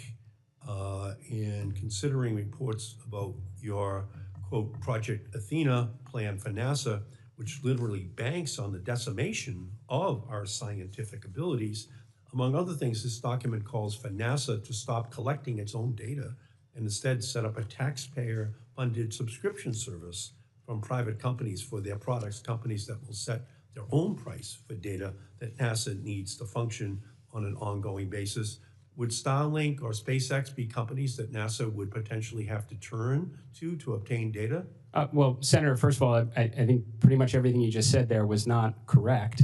What that draft document contemplated was working with commercial companies for certain types of Earth observation data, not SpaceX or Starlink. I think I specifically called out Planet and Black Sky as examples of companies that might be able to deliver Earth observation and climate science data at lower cost, specifically to free up resources for other planetary science missions that commercial companies are not capable of doing. Well, I would say this, the proposal, and this is the truth, the proposal would strip NASA for parts and instead transfer taxpayer funds directly to the bank accounts of Starlink and SpaceX, companies owned by the very same man who may or may not have been in the room when Trump offered you the job. And we're just going to have to keep a very close eye on what will unfold at NASA if you are confirmed. Okay, thank you, Mr. Chairman. Thank you. Senator Budd. Thank you, Mr. Chairman. Thank you all for being here. Mr. Isaacman, great to see you again. Let's talk about NASA's Quest program, Quiet Supersonic. You know, it's designed to de-risk the science, validate the quiet supersonic technologies, and then let American industries like Boom, for instance, which has a presence in North Carolina, let them take the lead in building the commercial market. So as administrator, how will you ensure that NASA stays focused on enabling that new industry and avoids creating unintentional regulatory or technical barriers for the next generation supersonic flight? Well, Senator, this is certainly a subject that I'm pretty passionate about. I do think it's NASA's job. I believe it's funded by taxpayers to explore the near impossible in air and space. And when they arrive at a major development and that capability is mature enough to hand it off to industry where competition can drive innovation and bring down costs. X-59 is an interesting example. There is some overlap with what Boom's doing. I think actually Boom is an extraordinary company. I'd love to see a lot more American companies trying to break the status quo and take on big, bold projects like that. I think NASA just needs a lot more X-planes, honestly. That was a really exciting one that we all had an opportunity to watch rather recently alongside the recent performance from Boom. But I'd love to see us have multiple programs that are exploring radical designs in airframe and propulsion. And when they do have those breakthroughs, not dissimilar to the 1970s, 1980s, when NASA was experimenting with fly-by-wire and thrust vectoring capabilities that have made their way in commercial aircraft as well as military aircraft like the F-22. Do you think there's a problem with Quest eventually competing against Boom? Do you think that's a potential problem? No, I would certainly hope. I'd say the whole industry, not just Boom in particular. I'd certainly hope not, Senator. I actually don't think NASA's at its best when it's doing what industry is doing, because at that point, talent would naturally probably gravitate to industry where they get the advantage of, who knows, appreciating stock options and such. I think NASA should constantly be recalibrating to work on that near impossible, what no one else is doing, which is going to attract that kind of exciting technology. That's going to attract that kind of talent to work on that exciting technology. When they figure it out, they hand it off to industry and they recalibrate to the next big, bold endeavor. I think that serves the talent, workforce, and the mission of NASA very well. Thank you. You know, in your testimony earlier, you were clear that the United States is in the middle of a second space race.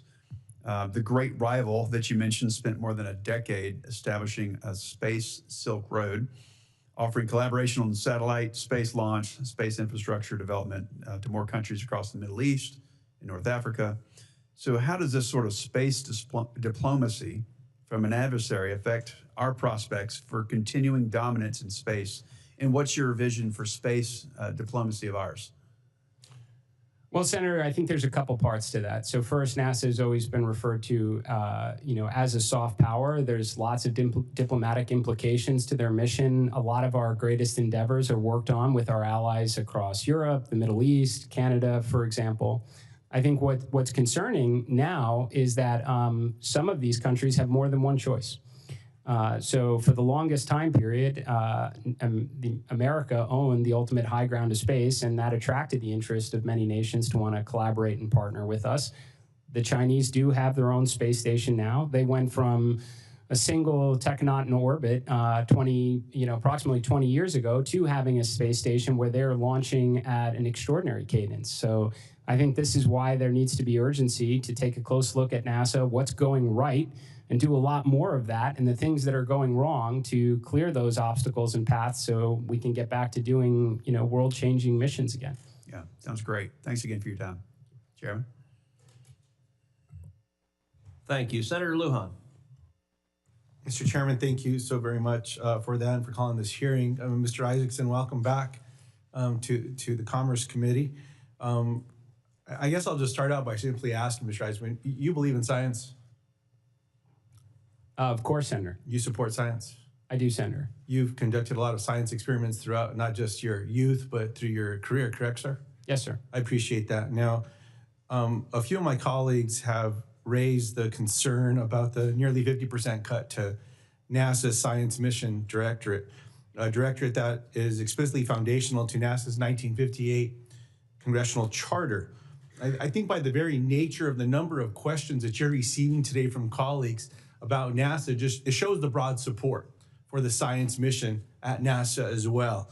Congress has already made clear that we rejected these cuts and will continue to fund the scientific missions that uphold NASA's statutory purpose. My question, yes or no, is do you agree that NASA has a statutory obligation under its founding charter to conduct and support Earth and space science for the benefit of the nation? Yes, sir. I appreciate that. Now, this is going great, Mr. Isaacson. Many of NASA's science programs are not commodities. You cannot run a value-added calculation on dual-use information that supports both science discovery and national security. Now, for example, these missions provide indispensable space weather data. We were chatting about that before. I appreciate my colleague reminding us all across America when we pull out our devices or we're depending on the simple services that we interact with every day that we're touching some of this and we depend on it. Like your friend, Mr. Musk, I would say some of the commercial actors, they depend on after solar activity has repeatedly disrupted their constellations as well. Now, NASA, Earth science assets also ensure GPS integrity, track environmental changes, everything you just described. U.S. military readiness, critically important, national security, the importance of the science directorate. So let me ask you directly, yes or no, will you execute the funds appropriated by Congress for NASA's critical science missions exactly as Congress has directed?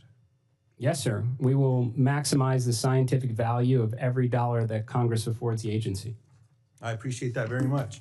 My last question is, while I didn't support the reconciliation bill that passed over the summer, there are pieces of it, particularly in NASA's section, that hold promise, and I appreciate the inclusion of them.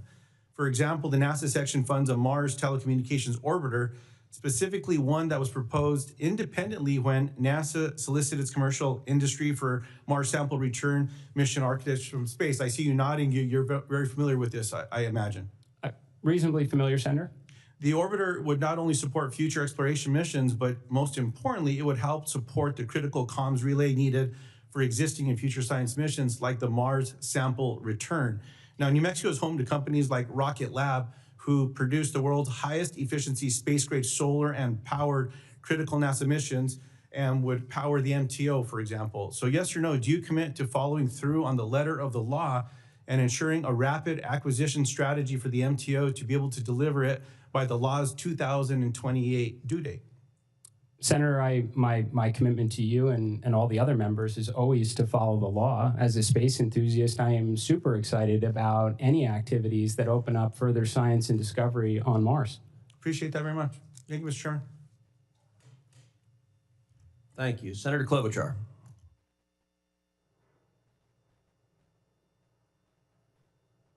Thank you very much, Mr. Chairman. And I'm going to start out with a kind of interesting question about agriculture data. Mr. Isaacman, I don't think many people understand that NASA's satellite data is hugely valuable for farmers. Programs like NASA Acres and NASA Harvest use satellite imaging to forecast production and monitor crop yields.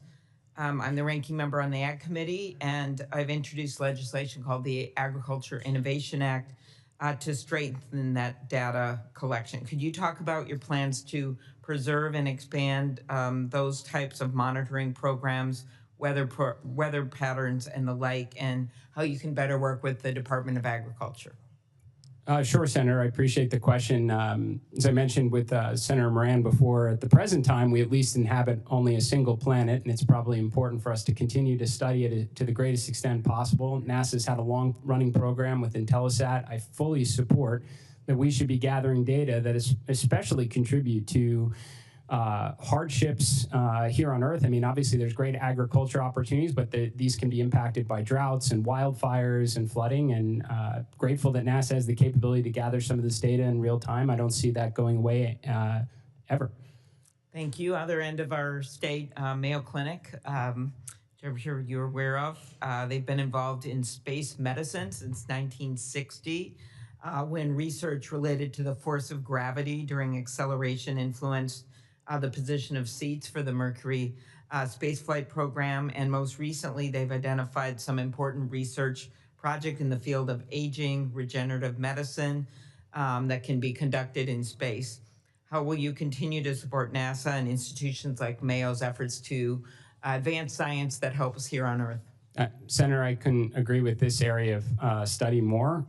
We are actually quickly reaching a point where it's no longer a technological limitation for deep space type missions, but human physiology and psychology.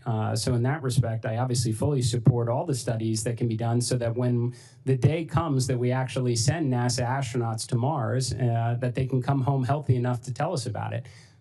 This is probably the single greatest accomplishment we've had on the International Space Station over the last quarter of a century, is keeping humans alive in an environment that is quite challenging. Mm-hmm.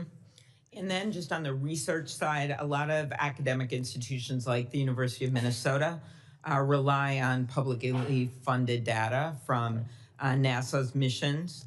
And as NASA continues to partner with private firms, the commercial data is not as easily accessible to researchers. And I think it's a balance. Obviously, the partnering with private has brought with it some success, but then you want to have the public institutions be able to access that data for the public portion of this, which has helped us. I'm not going to go through all the inventions and things that have come out of this type of space mission. So what steps will you take to ensure that data from NASA missions continues to remain available for researchers across the country?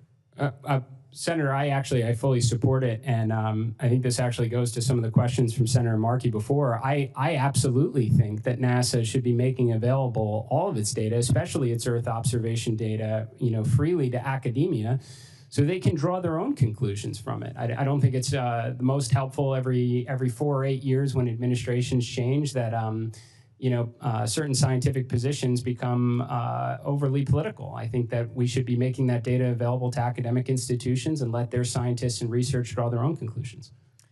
Thank you very much. Mr. Haynes, congratulations on your nomination. We have a lot of manufacturers in my state, a lot of them high-end robotics manufacturers. We do a huge amount of trade, not just in the ag area where we're fourth in the country for ag exports, but throughout our industries.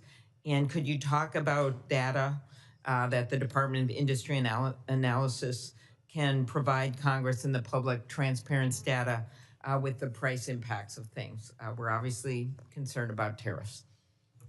Thank you, Senator. I would say a few things. We usually provide data as it compares to bilateral trade flows and sectoral competitiveness.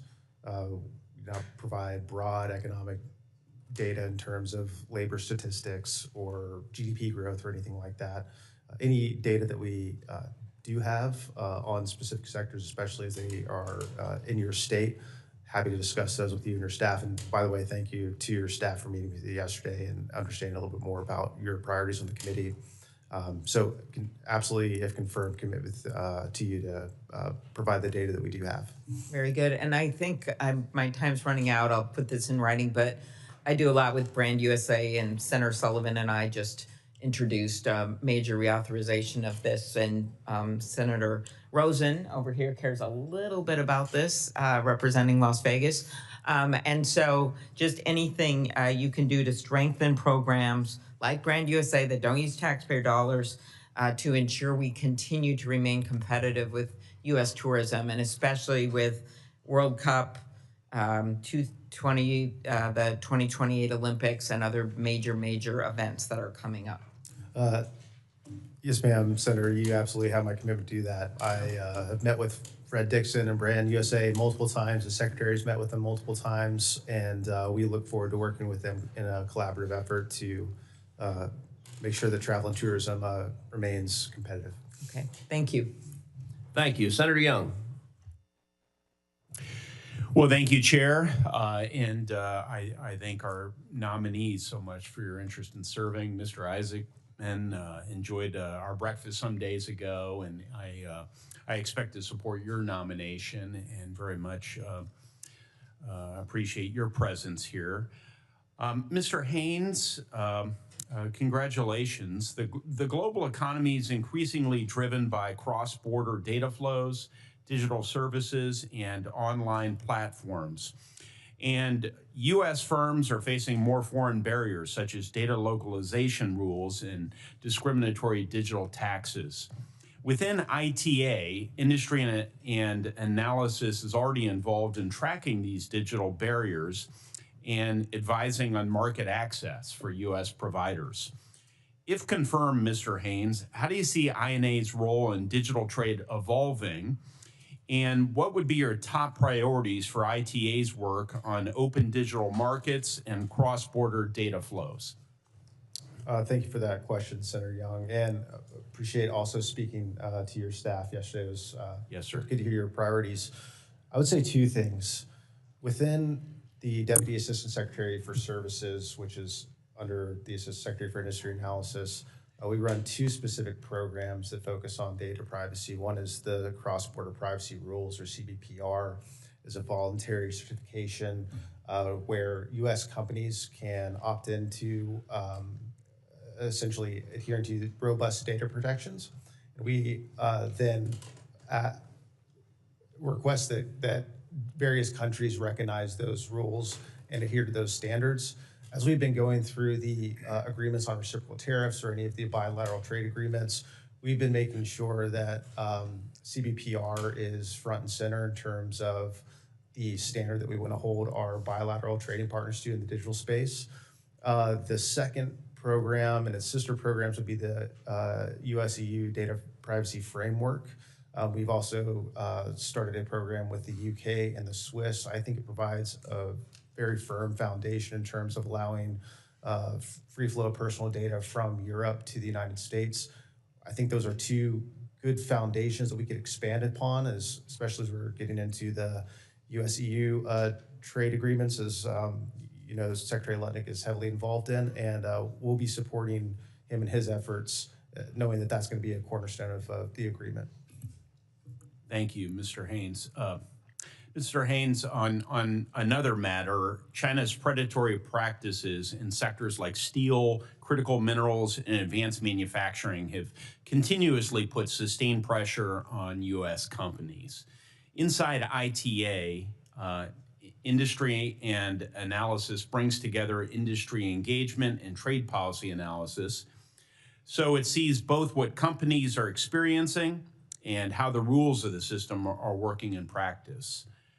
If confirmed, Mr. Haynes, what are a few concrete things you would build or change inside INA to sharpen ITA's China work? For example, specific analytic products, priority sectors, or support for trade agreement enforcement?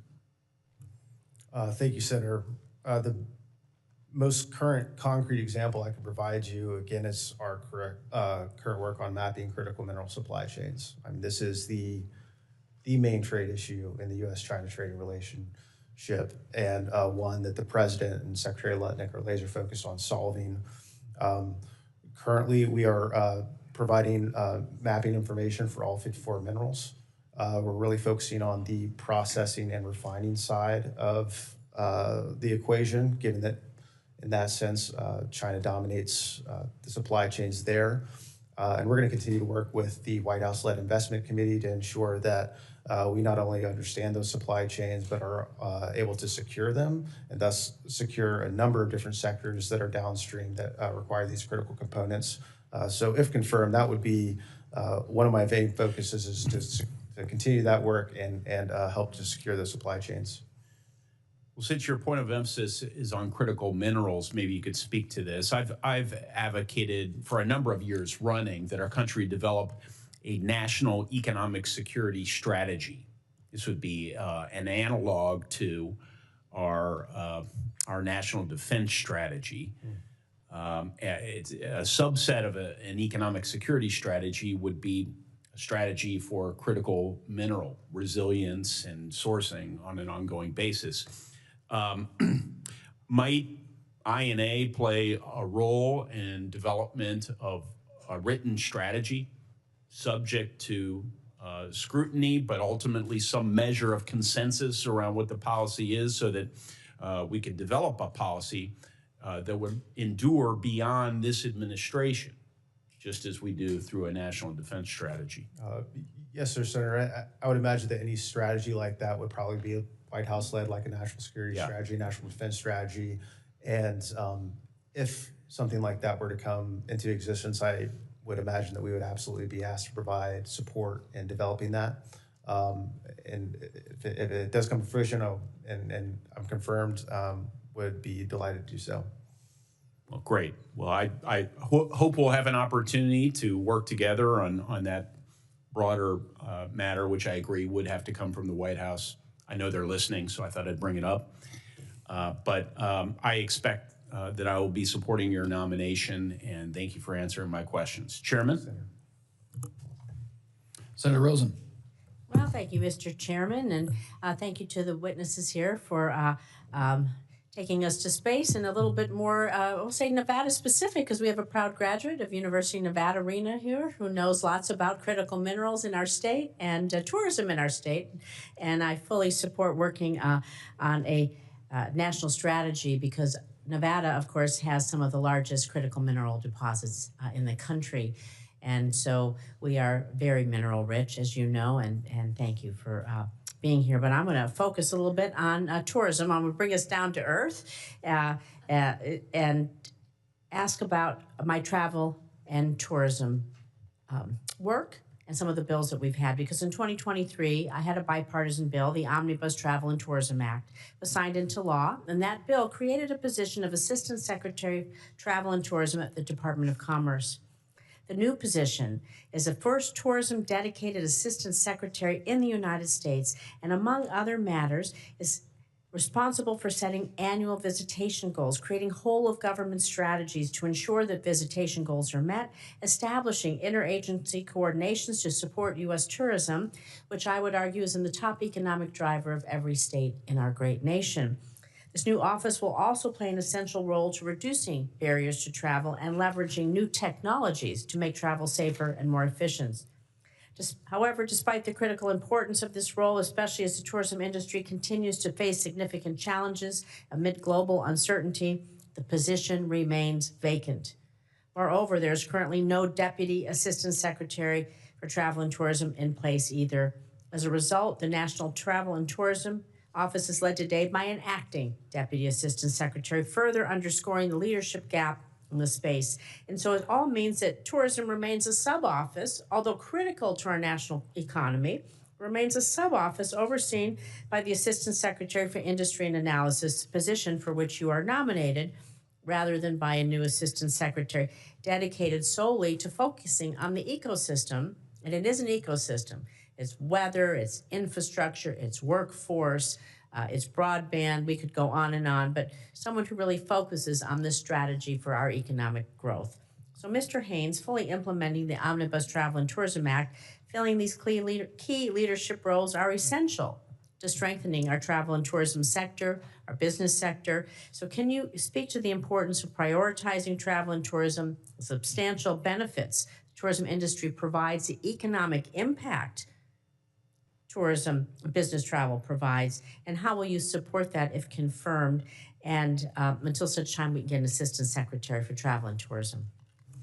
Thank you, Senator Rosen. I knew I could expect a good, robust travel and tourism election from you in the great Like I state of said, Nevada. you lived in Nevada long, so you know how to even say Nevada. Thank you. Yes, ma'am. So a lot to unpack there. Well, first, you'll be happy to know that our Deputy Assistant Secretary for Travel and Tourism is going to start in January.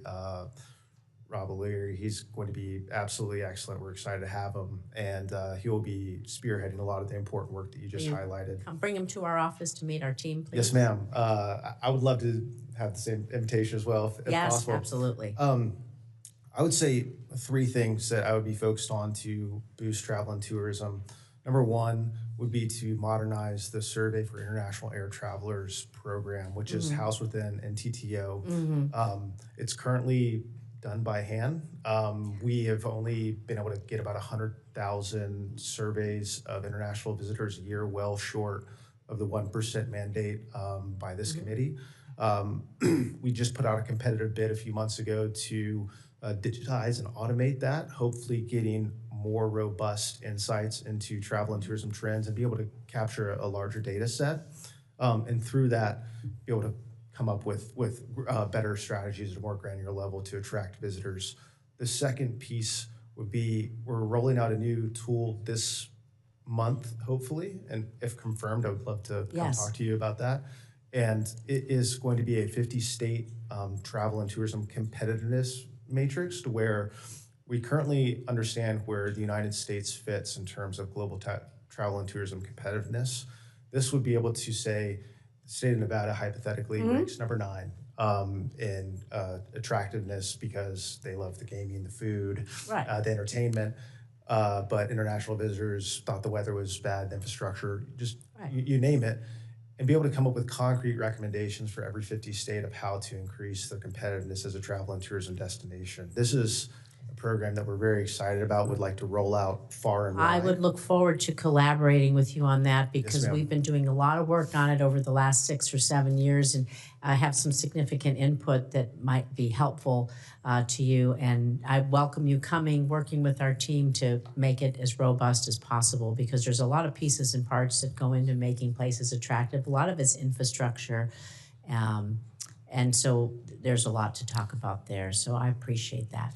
Yes, ma'am, Senator Rosen. And on the assistant secretary piece, obviously, only the president can nominate someone. I will say with the, let's say, bureaucratic minutia, the authorization is well recognized. I know that Secretary Levick puts a high value on that. Still would need an appropriation to build it out. I think it's going to be about $3.5 million. We have appropriated the money in prior budgets. We're currently, our NTTO budget is about $7 million. $6 million of that is SIAT, and at least within the $56 million contract or budget within INA.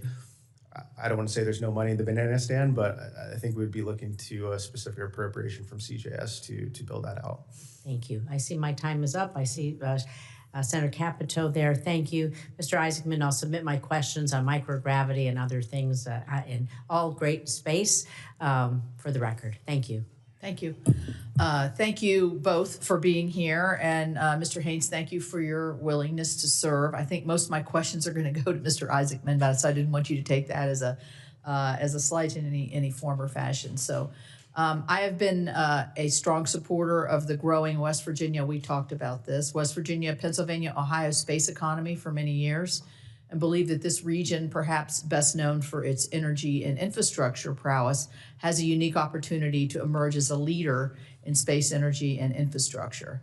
So, Mr. Isaacman, as someone who's built successful businesses in Pennsylvania, what role do you see for states like Pennsylvania, West Virginia, and Ohio working regionally that can share the space and technology attributes that are not in Texas, Alabama, Florida, California? I'm glad Senator Cruz is not here, in shaping the future of America's space ambitions. Senator, I really appreciate the question. Certainly, as a resident of Pennsylvania, I'd love nothing more than to see more of our students who graduate go in fields that are relevant to aerospace. But I've said many times, I mean, in order to deliver on NASA's world-changing mission, it's going to require contributions from the best and brightest around the nation. So all those states you mentioned before are certainly incredibly important. They have centers that are located in them that contribute greatly to NASA's mission. But we are going to need an incredibly growing workforce over the years that's going to come from across the nation. I like the answer of the Keystone Space Collaborative, which is what I was talking about. I think also when you have centers of excellence around and participating in the manufacturing or the technology or innovation, it inspires the next generation. You can have cooperative agreements, internships, and other things to get that next generation. I would note, yesterday I was sent a letter that was sent to the chairman and ranking member where numerous former astronauts spoke in favor of your nomination. I think when you and I spoke before, I spoke about one in particular that I have great admiration for, and I saw her name on the list, Peggy Whitson. So that's good enough for me. She is a remarkable astronaut woman and an inspiration to generations. And she came to West Virginia with me, and our young girls were just awestruck by her. So congratulations on securing that letter. That I think that goes a long way. I want to talk about IV&V. That is located in the Katherine Johnson it's not in Parkersburg, in Bridgeport. Katherine Johnson IV&V facility. As you know, this does the independent verification and validation. There's always this sort of looming threat that all of this is going to get privatized. I would certainly argue for that facility being very cost-effective, efficient, and the capabilities are tremendous there. I would like to talk to you about this in greater depth when your nomination is positively affirmed by this Senate. By looking to not outsource what they do, but to maybe grow that presence. And so would you be willing to work with me on this? Absolutely, Senator, and also very, very grateful that a astronaut Hall of Famer like Peggy signed the letter of support. It means so much, along with all the other 35 astronauts who signed it.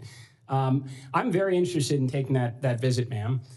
Because I think in a world that we all envision someday in the future with lots of space stations and deep space missions, the reliance traditionally on mission control and hardware will diminish as we need to have more onboard decision making and perhaps even the inclusion of AI onto some of our vehicles and even satellites, which will only increase the importance in terms of the integrity of the software. So I think it will obviously have a continuing role to support NASA, but perhaps many other agencies within the government as well.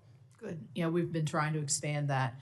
I would just very quickly, and this is not a short answer kind of question, but as we see the pursuit of our space program and others around the world, the Chinese in particular, to try to get back to the moon, there's a lot of discussion on power generation on the moon. And I don't know what your thoughts are here. I don't know if lunar surface power programs, I know it's talked about nuclear, but also solar. I mean, what are your ideas here, and how far along are we on this? Senator, so I love this topic, so I could far exceed our time here. So I want to offer up, I would welcome any opportunity to discuss further, but I'm very big in nuclear in space. I mean, there are numerous applications for it. There's propulsion applications with nuclear electric, nuclear thermal propulsion. There's surface power requirements. We're going to need surface power, for applications that don't have direct sun exposure. We're going to need surface power to likely manufacture propellant for missions to and from Mars, and certainly deeper space exploration missions where there's less solar effectiveness. So it's an area that I think is squarely within NASA's mission to be working on the near impossible, to do what no one else can do and attract the talent that will want to work on exciting mini Manhattan Project-like programs. Thank you. Thank you both, and thank you both for your willingness to serve.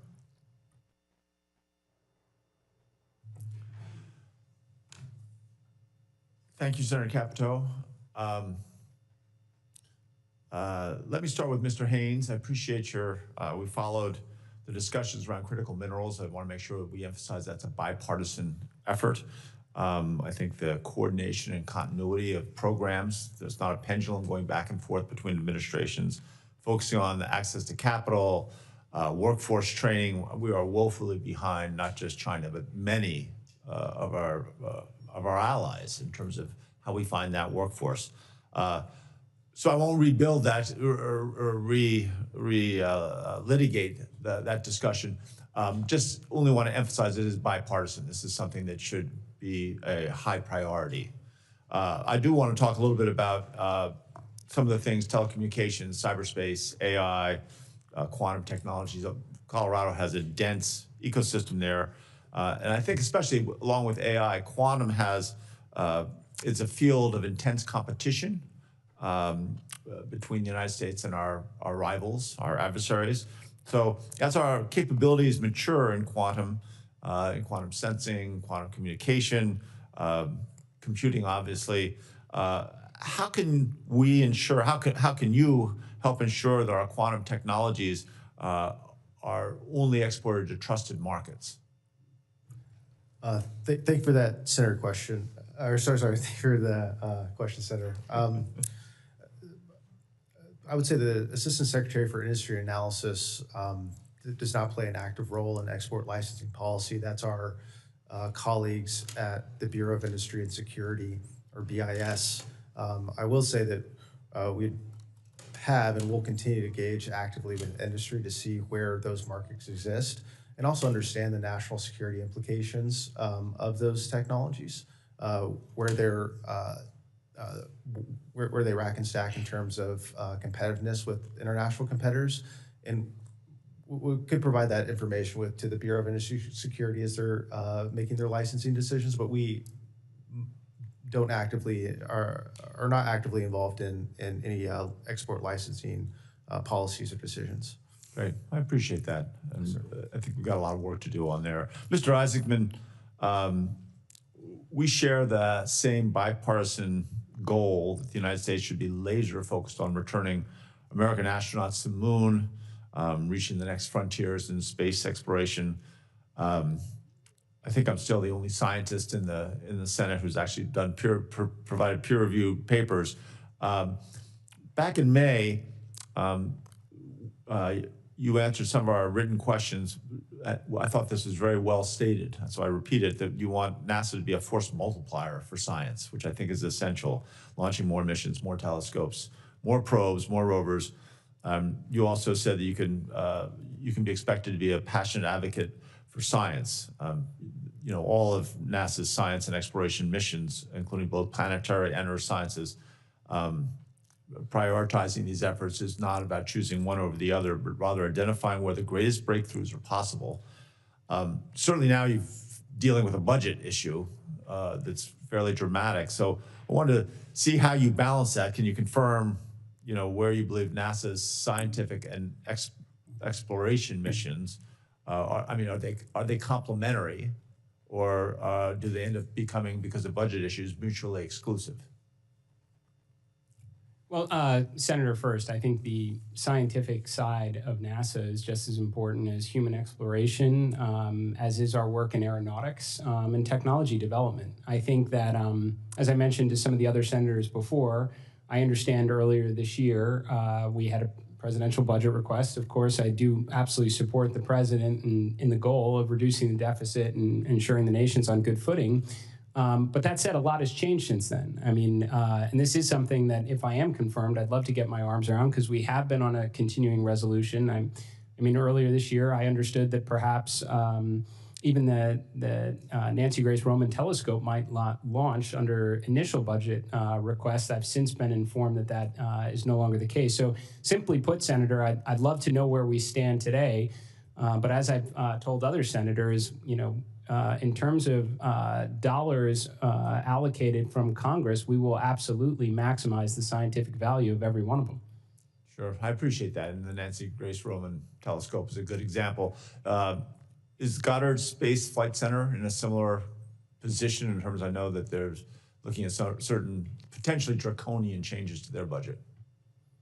Senator, I'm nothing more than I would read the same things that other people do. If you ask me, I think Goddard is very important to spearheading the scientific efforts of NASA. Right, great. We agree. I appreciate that, and I do recognize the difficult choices that tight budgets create for all of you, and I appreciate that. I'm out of time, even though now I'm left to be the chair. I think the compulsion is that I have to curtail my questions, but I have a couple more questions I'm going to submit in writing to you guys. And again, I appreciate both of your willingness to serve the country in these roles. So Mr. Isaacman and Mr. Haynes, my last question, which I am not just allowed but required to ask of all nominees, if confirmed, do you pledge to work collaboratively with this committee to provide thorough and timely responses to this committee's requests and to appear before the committee when requested? Yes, Senator. Yes, Senator. I don't think NASA can accomplish its world-changing mission without the support of Congress. Right. Well, I think it has to be a close partnership, especially all the more so in these days of tight budgets. So thank you. I have literally dozens of letters of support from various organizations for both of your nominations. And we ask unanimous consent these letters be inserted into the hearing record without objection, so ordered. It's hard to have any objections when you control the room. Senators will have until the close of business on December 4th to submit additional questions for the record. The nominees will have until 11 a.m. on December 7th to respond to those questions. That's a pretty quick turnaround, but hopefully that doesn't put you in too difficult a position. That will conclude today's hearing. The committee stands adjourned.